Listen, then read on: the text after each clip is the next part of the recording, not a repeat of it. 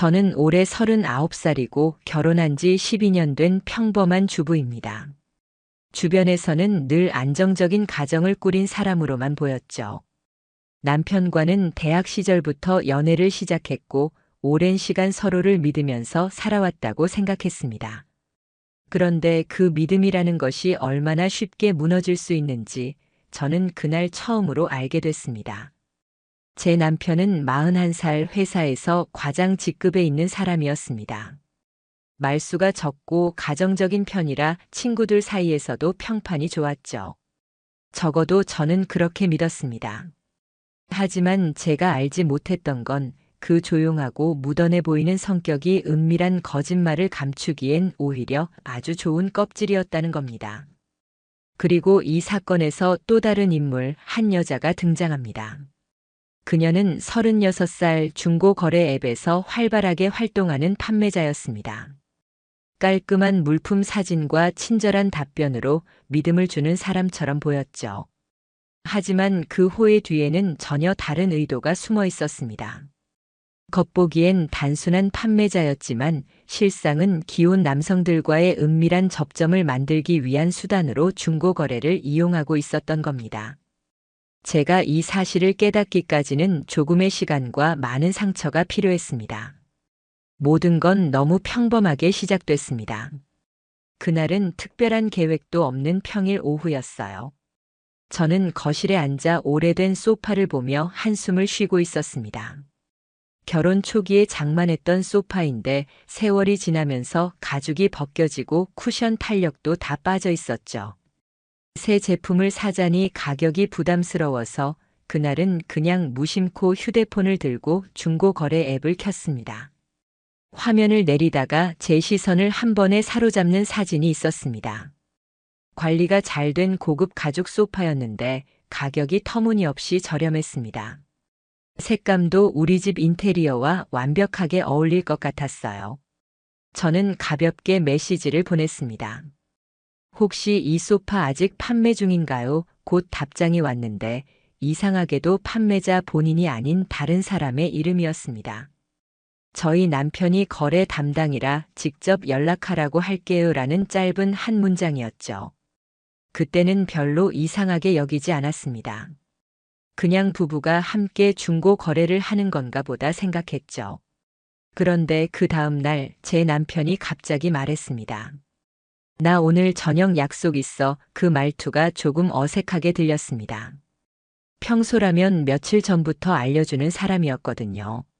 하지만 그날 그는 옷차림을 정성스럽게 다듬고는 급히 나갔습니다. 저는 그저 회사 사람들과의 자리니까 그러려니 하고 넘겼습니다. 며칠 뒤 제가 관심을 가졌던 그 소파의 판매글이 앱에서 사라진 것을 보고 속으로 생각했죠. 아, 누가 산 모양이네 하고요. 거기까지는 아무 문제 없어 보였습니다. 그러던 어느 날 우연히 집 근처 카페 앞을 지나가게 됐습니다. 대형 유리창 너머로 보이는 한 장면이 제 발걸음을 멈추게 했습니다. 제 남편이 낯선 여자와 마주 앉아 있었고 그 사이 테이블 위에는 제가 본 적이 있는 바로 그 소파 사진이 인쇄된 종이와 두툼한 봉투 하나가 놓여 있었습니다. 순간 머릿속이 하얘졌습니다. 심장이 요동쳤고 한기가 등줄기를 타고 올라왔습니다. 이게 무슨 상황이지? 소파 거래라면 왜 이런 곳에서 만나서 봉투를 주고받는 거야? 저는 차가운 의심이 번져나가는 걸 느꼈습니다. 하지만 저는 바로 따지지 않았습니다. 확실한 증거가 필요하다고 생각했기 때문입니다.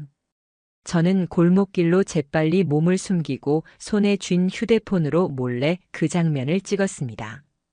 그날 밤 남편은 아무렇지도 않은 얼굴로 집에 들어왔습니다. 식탁에 앉아 밥을 먹으며 태연하게 말하더군요.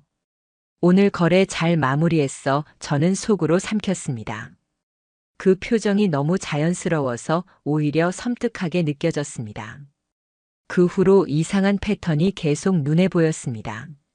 남편이 주말이나 평일 저녁에 외출할 때마다 그 여자 계정에서 새로운 물건이 올라오거나 판매 완료로 바뀌었습니다. 소파뿐 아니라 테이블, 책장, 장식품, 심지어는 쓸모없어 보이는 물건들까지. 저는 점점 확신했습니다. 이것은 단순한 거래가 아니었습니다. 중고 거래라는 명분 아래 그들은 계속 만났던 겁니다. 그리고 저는 스스로 결심했습니다. 이 기묘하고 은밀한 거래의 끝을 내 눈으로 반드시 확인하겠다고. 이제부터 저는 단순한 피해자가 아니라 진실을 밝히기 위한 증거 수집자가 되기로 했습니다. 그날 이후 저는 모든 촉각을 곤두세웠습니다. 단순한 의심을 넘어 이 상황의 전모를 밝혀야겠다고 마음을 굳혔죠. 간만으로는 절대 안 된다는 걸 잘 알고 있었습니다.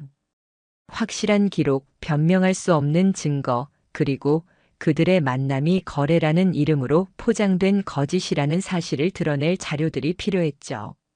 처음에 제가 한 일은 단순했습니다. 중고 거래 앱에서 그 여자 계정을 팔로우하듯 즐겨찾기에 등록해두고 새 게시물이 올라올 때마다 알림을 받도록 설정했습니다. 평소라면 절대 신경 쓰지 않았을 알림이었는데 이제는 그 알림 하나하나가 제 마음을 쿵 내려앉히고 또 동시에 단서를 제공하는 중요한 신호가 됐습니다. 놀랍게도 그 알림은 항상 남편의 외출과 묘하게 겹쳤습니다. 저녁 약속이 있다거나 갑자기 사무실에 들러야 한다는 말이 나오는 날, 그 계정에는 어김없이 새로운 물건이 올라오거나 방금 전 올렸던 물건이 판매 완료로 바뀌곤 했습니다. 마치 미리 시간을 맞춰둔 것처럼 똑같은 패턴이 반복됐습니다. 첫 번째 추적은 생각보다 빨리 찾아왔습니다. 어느 날 오후 그 여자가 앤틱 화장대를 판매한다는 글을 올렸습니다. 사진 속 화장대는 꽤 오래돼 보였지만 관리 상태가 좋았습니다. 저는 곧바로 화면을 캡처했고 올린 시간을 확인해 뒀습니다. 그날 저녁 남편이 퇴근 후 옷을 갈아입으며 말했습니다. 오늘 저녁에 지인 만나서 얘기 좀 해야 돼. 저는 아무렇지 않은 척 그래, 다녀와라고 말했지만 속으론 이미 계획을 세우고 있었습니다. 남편이 나간 지 10분 후 저는 차키를 들고 서둘러 집을 나섰습니다. 그러나 그를 바로 따라붙진 않았습니다. 만나는 현장을 보다 자연스럽게 포착하려면 약간의 간격이 필요했습니다. 그래서 출발 시간을 일부러 30분 늦췄죠.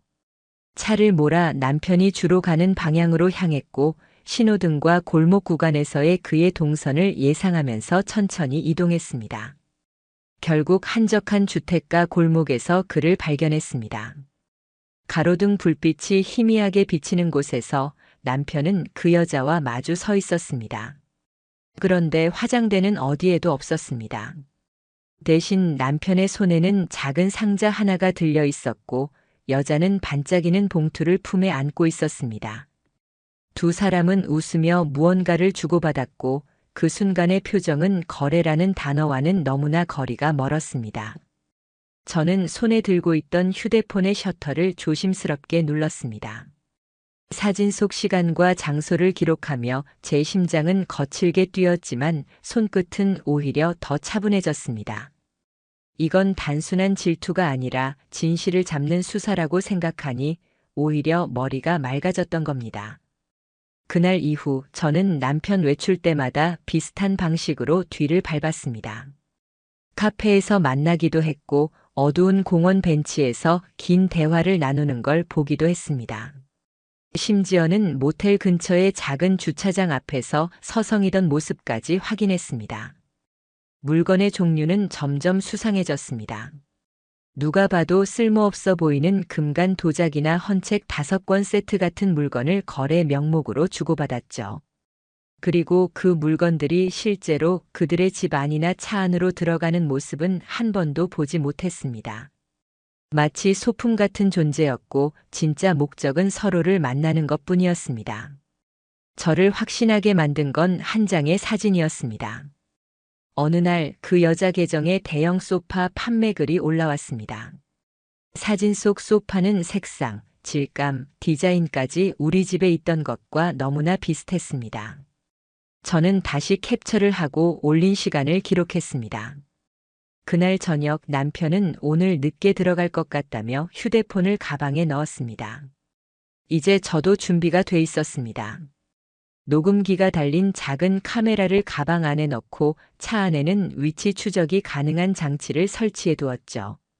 남편의 차가 움직이기 시작하자 저는 일정 거리를 두고 뒤를 쫓았습니다. 결국 그는 한적한 주택가의 골목, 그 여자 집 앞에 차를 세웠습니다. 그리고 소파 대신 와인 박스를 들고 그녀의 집 안으로 들어갔습니다. 그 장면을 찍는 순간 제 머릿속 그림은 완성됐습니다. 거래라는 포장은 더 이상 쓸 수 없는 거짓이었고 그들의 만남은 매번 같은 패턴을 반복하고 있었습니다. 이제 필요한 건 이 흐름을 명확히 기록하고 더 구체적인 증거를 쌓는 일이었습니다. 저는 노트 한 권을 마련해 날짜, 시간, 거래 물품, 남편의 외출 시간, 장소, 그리고 찍은 사진이나 영상 파일 이름까지 일일이 기록했습니다. 남편과 그 여자의 관계를 밝혀낼수록 제 마음속 복잡한 감정들은 차갑게 가라앉으면서도 한편으론 뜨겁게 타올랐습니다. 이제 끝까지 가보자. 그 순간 제 머릿속에는 더 이상 주저라는 단어가 남아있지 않았습니다. 다음번 그들의 거래가 이루어질 때 저는 그 현장을 누구보다 가까이에서 지켜볼 준비가 돼 있었습니다. 그날 밤 저는 하루 종일 찍고 기록한 사진과 메모를 컴퓨터 앞에 펼쳐놓고 앉았습니다. 모니터에는 중고 거래 앱 화면 캡처 수십 장이 띄워져 있었고 옆에는 날짜와 시간, 장소가 빽빽하게 적힌 노트가 놓여 있었습니다. 한 장 한 장 사진을 넘길 때마다 남편과 그 여자의 웃는 얼굴이 제 머릿속에 파고들었습니다. 이 상태로는 제 감정만 소모될 뿐이었습니다. 분노와 상처는 이미 충분했고 이제는 결과를 만들어야 한다는 생각뿐이었죠. 그래서 저는 다음 날 아침 바로 변호사 사무실을 향했습니다. 변호사 사무실은 회사 건물 7층 한쪽에 자리 잡고 있었습니다. 문을 열고 들어가자 단정한 정장이 잘 어울리는 남자 변호사가 앉아 있었죠. 저는 준비해온 USB와 노트를 꺼내 테이블에 올렸습니다. 이게 지금까지 제가 모은 자료예요. 날짜, 위치, 외출 시간, 그리고 그 여자가 올린 물건 기록까지 전부 있습니다. 변호사는 꼼꼼하게 하나하나 살펴봤습니다. 사진을 확대해서 보기도 하고 앱의 게시물 날짜와 제 기록을 대조하면서 고개를 천천히 끄덕였습니다. 이 정도 자료면 부정행위 가능성은 충분히 인정받을 수 있겠습니다. 특히 거래 물품과 외출 날짜가 정확히 겹치는 패턴이 반복되는 게 크죠. 그 말을 들으니 마음 한구석에 있던 불안감이 조금은 사라졌습니다. 하지만 변호사는 곧 진지한 표정으로 덧붙였습니다. 다만 여기 있는 기록만으로는 아쉽습니다. 물건 거래 자체가 불법은 아니니까요. 두 사람이 주고받은 물건이 거래와 전혀 무관하다는 점, 혹은 실제 관계를 짐작할 수 있는 장면이 필요합니다. 저는 그 말에 크게 고개를 끄덕였습니다. 변호사의 말은 합리적이었고 저 역시 그 부분을 알고 있었기 때문입니다. 그래서 우리는 구체적인 계획을 세우기로 했습니다. 계획의 핵심은 패턴 분석이었습니다. 그 여자 계정이 물건을 올리는 시점, 남편이 외출하는 빈도와 시간을 대조해 다음 거래 날짜를 예측하는 것이었죠.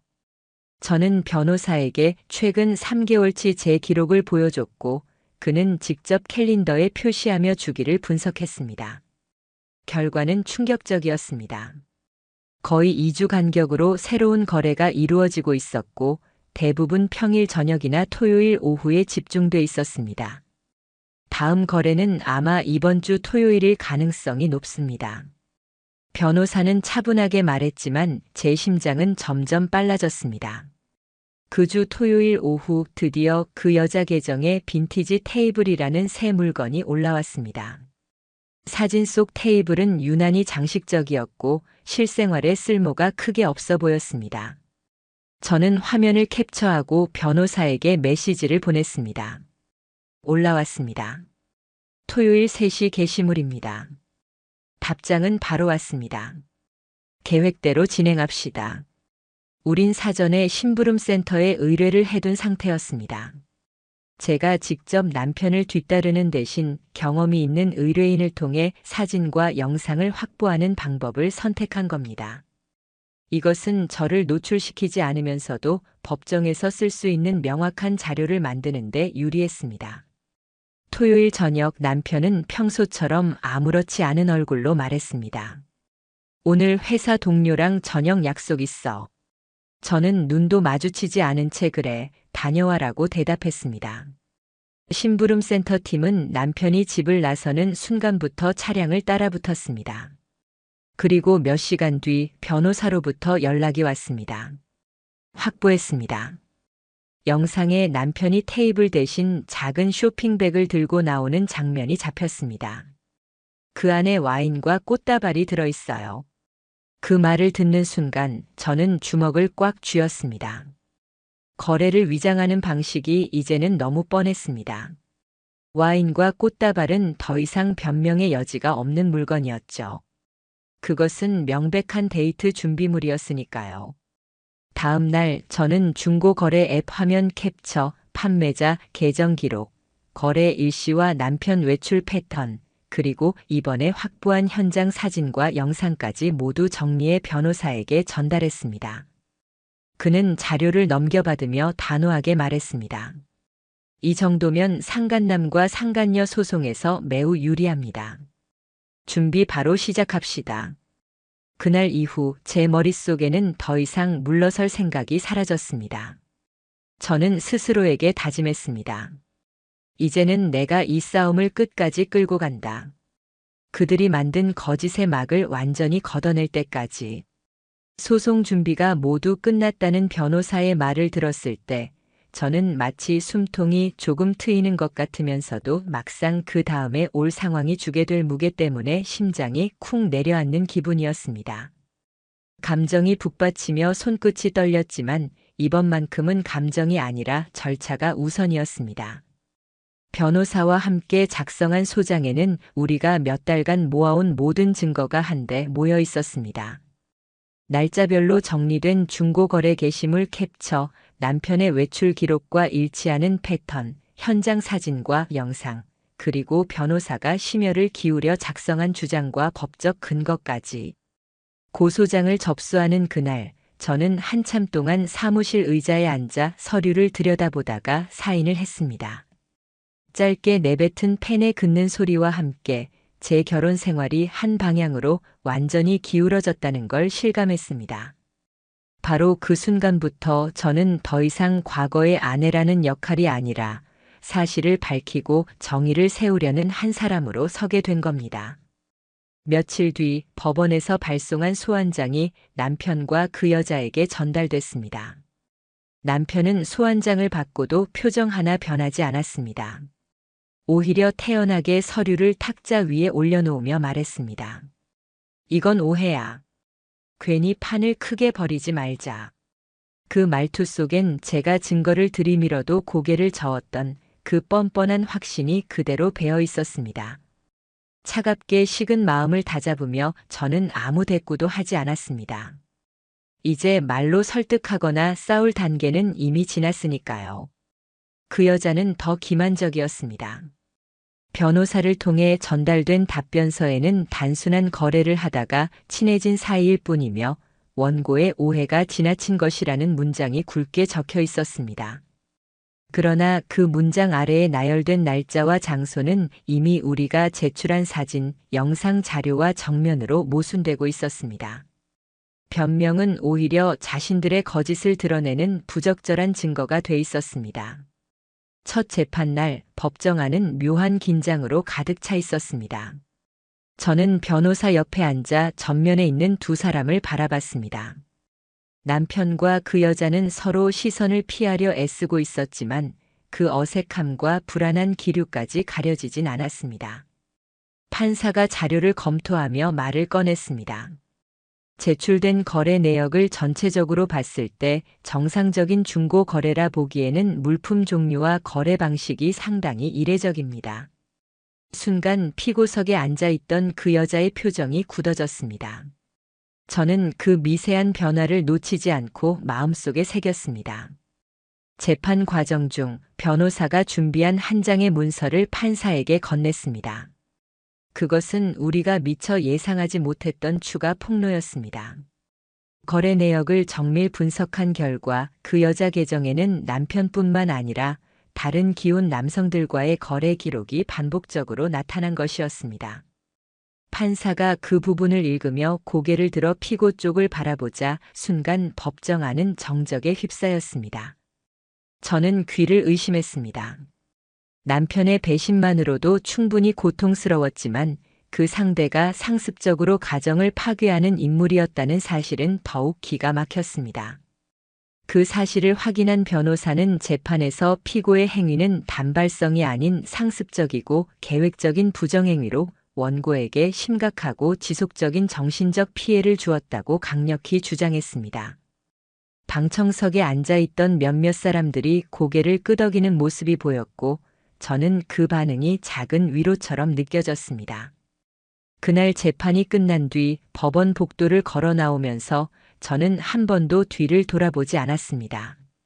등을 돌린 채 걸어 나가는 동안 등에 느껴지는 시선이 있었지만 그 시선이 더 이상 저를 흔들 수는 없었습니다. 이제 경로는 정해졌고 저는 끝까지 그 길을 갈 준비가 돼 있었으니까요. 첫 재판이 끝난 뒤 남편과 그 여자는 마치 궁지에 몰린 짐승처럼 행동하기 시작했습니다. 법정에서 판사가 던진 몇 마디와 변호사의 날카로운 주장이 그들에게 위기감을 심어준 듯 했습니다. 그 이후부터 두 사람은 눈에 띄게 발언이나 행동의 결이 바뀌었습니다. 무엇보다 자신들의 이미지를 조금이라도 회복하기 위해 상상 가능한 모든 방법을 시도하더군요. 남편은 재판이 다음 기일로 넘어가자마자 은밀하게 제 주변 사람들을 만나기 시작했습니다. 결혼 생활 내내 제가 예민했고 의심이 많았다며 자신의 외출과 거래가 순수하게 직장과 취미 생활 때문이었는데 제가 과도하게 해석한다고 말하고 다녔습니다. 그 얘기를 전해 들었을 때 저는 어이가 없어 웃음이 나왔습니다. 그는 여전히 자신이 피해자인 척하고 있었고 사실을 감추기 위해 제 성격과 이미지를 의도적으로 깎아내리려 했던 겁니다. 그 여자의 방식은 조금 더 노골적이었습니다. 그녀는 재판부에 제출할 진술서에서 피고와 원고의 남편은 단순한 거래 관계였으며 서로의 사적인 영역을 침해한 적이 없다라고 썼습니다. 하지만 그 진술서 안에는 거래 장소와 날짜가 이미 제가 증거로 제출한 사진과 영상 기록과 정면으로 모순되는 내용이 여럿 있었습니다. 변호사는 그 모순점에 붉은 펜으로 줄을 긋고 말했습니다. 스스로 거짓말 증거를 남기는 셈이군요.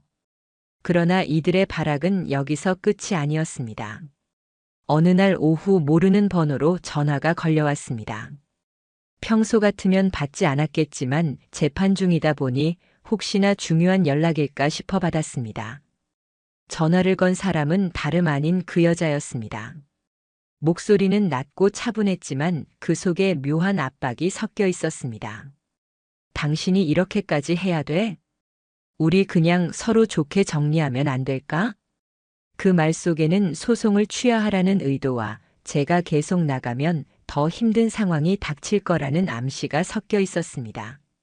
저는 차갑게 더 할 말 없으면 이만 끊을게라고 말하고 전화를 끊었습니다. 순간 저는 확신했습니다. 그들이 지금 이렇게 불안해하는 건 이미 우리가 제출한 증거가 그만큼 강력하다는 뜻이라는 걸요. 재판 막바지에 이르렀을 때 변호사는 마지막 한 방을 준비하고 있다고 말했습니다. 저는 무슨 뜻인지 자세히 묻지 않았고 대신 그날이 오기만을 기다렸습니다. 그리고 마침내 재판장 안에서 그 장면이 펼쳐졌습니다. 변호사가 판사에게 제출한 것은 중고거래 앱 채팅방 로그 파일이었습니다. 그것은 우리가 합법적인 절차를 통해 입수한 것으로 두 사람이 주고받은 대화의 원문이 고스란히 담겨 있었죠. 판사가 그 대화를 한 장씩 넘기며 읽어내려갔습니다.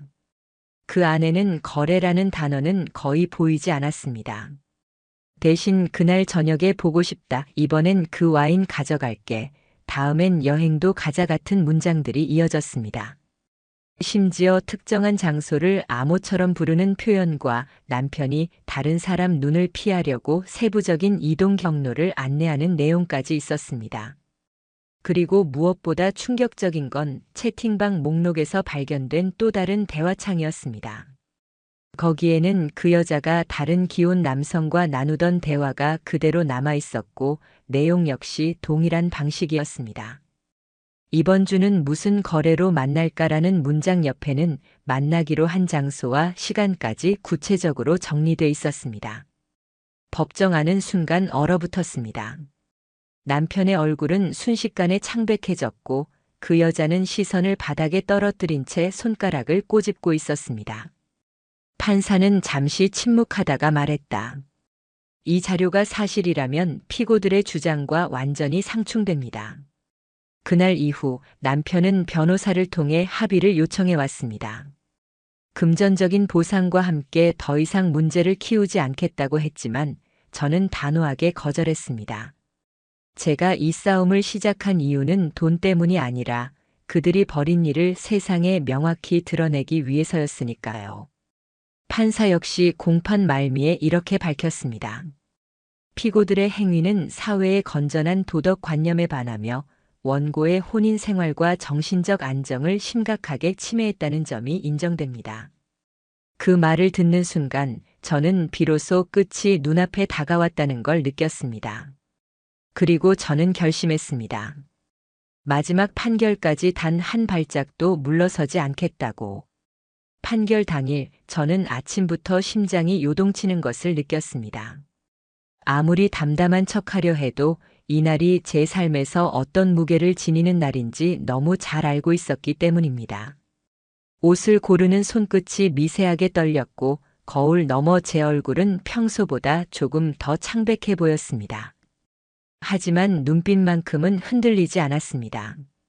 이 자리에 서기 위해 얼마나 오랜 시간 치밀하게 준비했는지 저 스스로 가장 잘 알고 있었으니까요. 법원 복도에 앉아 기일 호출을 기다리는 동안 제 옆에서 변호사가 조용히 말했습니다. 판결이 어떻게 나오든 오늘로써 큰 줄기는 마무리되는 겁니다. 마음 단단히 먹으세요. 저는 숨을 고르고 고개를 끄덕였습니다. 몇 달 전만 해도 저는 그저 상처 입은 배우자였지만 이제는 증거를 모으고 법정에서 싸울 만큼 단단해진 사람이 되었습니다. 재판장 문이 열리고 이름이 호명되자 저는 변호사와 함께 자리에 앉았습니다. 판사의 표정은 단호했고 안경 너머로 서류를 꼼꼼히 훑어보는 눈빛이 여느 때보다 냉정하게 느껴졌습니다. 피고석 쪽을 흘깃 보니 남편은 고개를 숙인 채 손을 맞잡고 있었고 그 여자는 창백한 입술을 꾹 깨물고 있었습니다. 단 한마디도 나누지 않는 두 사람 사이에는 이제 어떤 연대감도 남아있지 않은 듯 했습니다. 잠시의 정적이 흐른 뒤 판사의 목소리가 울렸습니다. 피고 땡땡과 피고 땡땡은 공동으로 원고에게 정신적 손해배상금 3천만 원을 지급하라. 그 한 문장이 제 머릿속에 천천히 그러나 굵게 새겨졌습니다. 심장이 한번 크게 뛰고는 갑갑하던 가슴이 서서히 풀리는 것 같았습니다. 옆에서 변호사가 미세한 미소를 지었고 저는 짧게 숨을 들이마셨습니다. 단순히 금전적 보상이 아니라 그들의 잘못이 공식적으로 인정되었다는 사실이 제게는 무엇보다 큰 의미였습니다. 제가 견뎌온 모든 시간과 고통이 헛되지 않았다는 증거였으니까요. 판결이 내려진 직후 법정을 나서는 발걸음이 조금 가벼웠습니다. 복도 끝에서 기자가 무심히 스치는 소리를 내며 지나갔지만 저는 한 번도 뒤를 돌아보지 않았습니다. 이 싸움의 목적은 세상에 보여주기 위해서가 아니라 제 삶을 다시 일으키기 위해서였으니까요. 하지만 판결은 그 즉시 남편과 그 여자에게도 현실적인 파장을 가져왔습니다. 남편은 회사의 판결 소식이 은근히 퍼지면서 회의실 안에서조차 애매한 시선들을 피할 수 없게 됐습니다. 몇몇 동료들은 대놓고 대화에서 그를 배제했고 결국 그는 인사이동이 결정돼 승진 가능성까지 사라졌습니다. 그가 한때 지키려 했던 사회적 체면은 한순간에 무너져 내렸습니다. 그 여자의 상황은 더 가혹했습니다. 소속돼 있던 동호회와 각종 모임에서 연락이 끊기고 남의 가정을 무너뜨린 사람이라는 낙인이 따라다녔습니다. 중고거래 플랫폼에서는 다수의 신고로 계정이 강제 삭제됐고 같은 전화번호와 닉네임으로 새 계정을 만들려고 해도 이미 블랙리스트에 올라 차단당했습니다.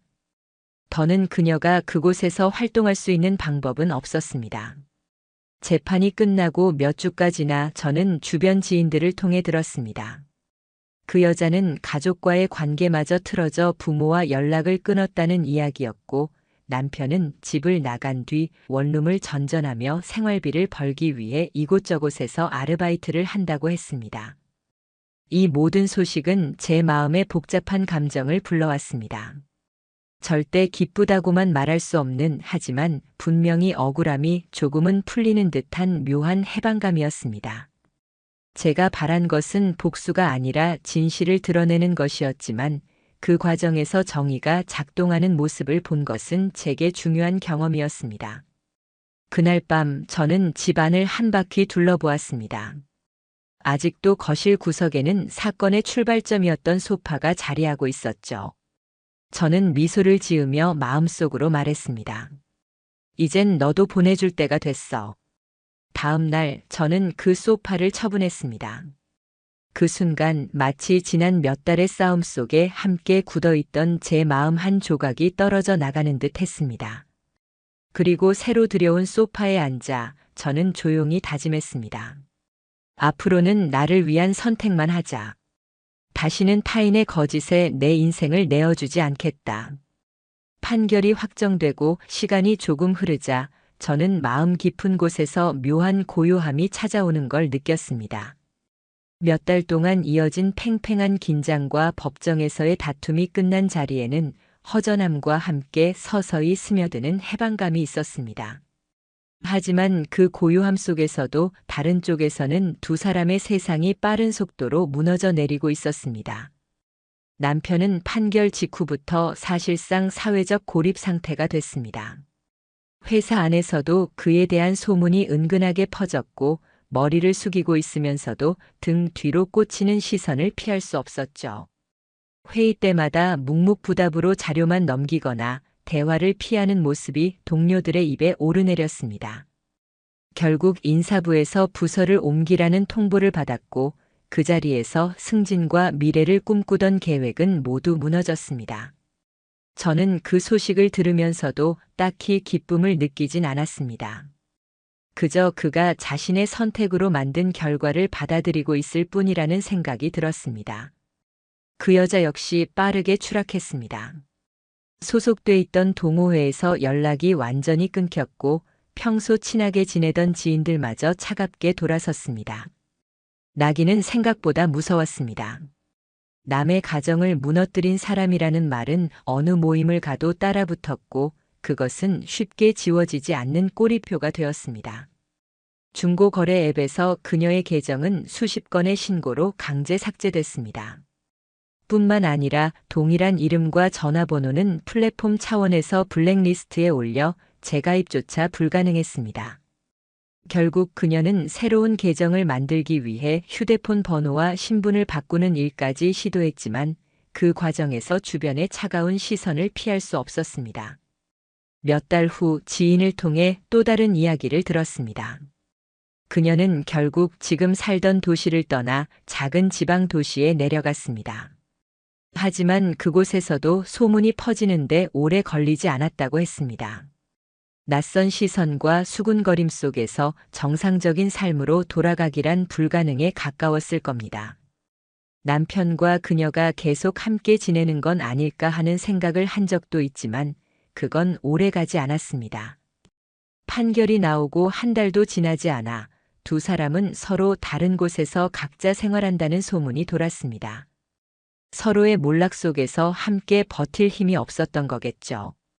이 모든 이야기를 전해 들으면서 제 안에는 복잡한 감정이 솟아올랐습니다. 통쾌함이라고 하기엔 무겁고 동정이라고 하기엔 너무 많은 상처를 받았으니 담담하다고 하는 게 맞을지도 모르겠습니다. 다만 분명한 건 그들의 삶이 무너져가는 걸 직접 보지 않아도 이제 저는 제 자리로 돌아갈 수 있다는 확신이 생겼다는 겁니다. 저는 서서히 제 삶을 재정비하기 시작했습니다. 집 안 한켠에는 여전히 오래된 소파가 자리 잡고 있었는데 그 소파를 볼 때마다 모든 사건의 시작이 떠올랐습니다. 판결 이후 한참이 지나서야 저는 결심했습니다. 이제는 그 물건도 보내줄 때가 됐다고요. 소파를 처분한 날 거실이 한결 넓어졌습니다. 그리고 마치 마음속 한구석에 남아있던 묵은 먼지까지 털어낸 기분이 들었습니다. 새로 들여놓은 소파에 앉아 커피를 마시며 창밖을 바라봤습니다. 하늘은 생각보다 맑았고 바람은 시원했습니다. 저는 그날 스스로에게 조용히 말했습니다. 이제는 나를 위한 거래만 하자.